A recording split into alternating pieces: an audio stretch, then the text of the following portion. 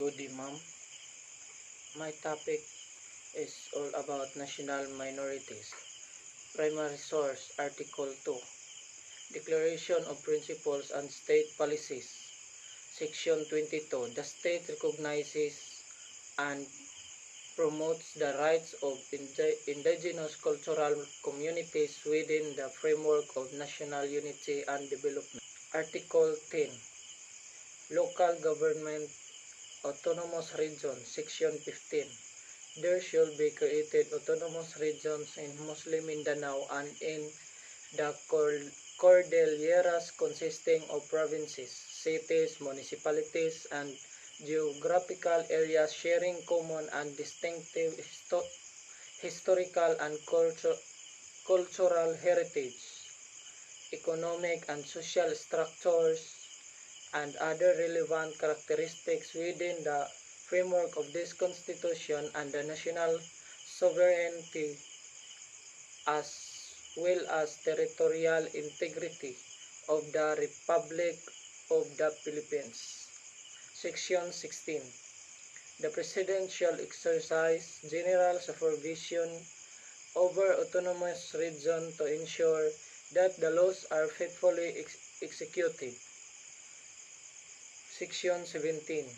All powers, functions, and responsibilities not granted by this Constitution or by law to the autonomous regions shall be vested in the national government. Section 18.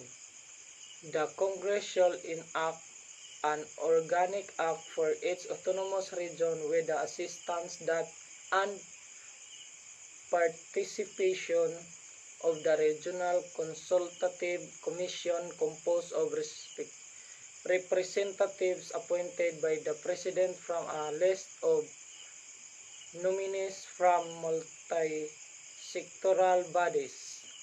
The Organic Act shall define the basic structure of government for the region consisting of the Executive Department and Legislative Assembly, both of which shall be elective and representative of the constituent political units. The Organic Act shall likewise provide for special courts with personal, family, and property law jurisdiction consistent with the provisions of these constitutions and national laws.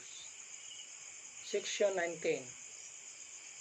The first Congress elected under this Constitution shall, within 18 months from the time of organization of both houses, pass the Organic Acts for the autonomous regions in Muslim Mindanao and Cordilleras. Section 20. Within its territorial jurisdiction and subject to the provisions of this Constitution and national laws, the Organic Act of Autonomous Region shall provide for legislative powers over 1. Administrative organization, creation of sources of revenues. 3. Ancestral domain and natural resources. 4. Personal, family, and property relations. 5. Regional, urban, and rural planning development. 6. Economic, social, and tourism development. 7. Educational policies. 8. Preservation and development of the cultural heritage. And 9.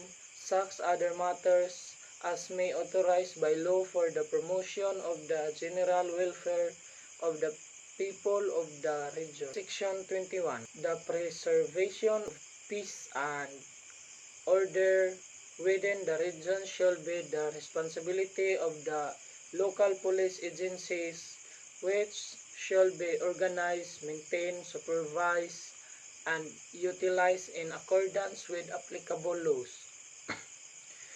The defense and security of the region shall be the responsibility of the national government. Article 12. National Economy and Patrimony. Section 5. The state, subject to the provisions of these constitutions and national development and programs, shall protect the rights of indigenous cultural communities to their ancestral to ensure their economic, social, and cultural well-being. Article 13. Agrarian and Natural Resources Reform. Section 6. The state shall apply the principles of agrarian reform or stewardship whenever applicable in accordance with law, in the disposition or utilization of other natural resources, including lands of the Republic domain under lease or concessions suitable to agriculture, subject to prior rights, homestead, rights of small settlers, and the rights of indigenous communities to their ancestral lands. Article 14. Language, Arts, and Culture. Section 8. This Constitution shall be promulgated in Filipino and English and shall be translated major regional languages, Arabic and Spanish. Section 17. The state shall recognize, respect, and protect the rights of indigenous cultural communities to preserve and develop their cultures, traditions, and institutions. It shall consider these rights in the formulation of national plans and policies. Excerpt from the draft of Bangsamoro Basic Law or BBL. The Bangsamoro Basic Law or BBL was a bill proposed during the 16th Congress of the Philippines. It would lead to the abolishment of the autonomous region in Muslim Mindanao, ARMM, and the establishment of a new political entity called the Bangsamoro Autonomous Region or BAR or Bangsamoro. The Bangsamoro is an autonomous Moto region within Mindanao with its own laws and government. Like the ARMM, the region would still be under the Republic of the Philippines. Furthermore, it would respect the supremacy and the 1987 Constitution and the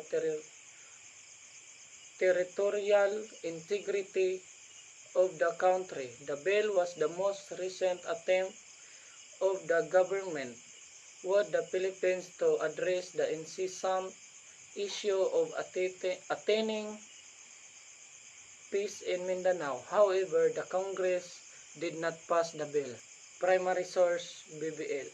An act providing for the basic law for the Bangsamoro and abolishing the autonomous region in Muslim Mindanao, repealing for the purpose Republic Act number 1954, entitled An Act to Strengthen and Expand the Organic Act for the Autonomous Region in Muslim Mindanao, and Republic Act number 6734,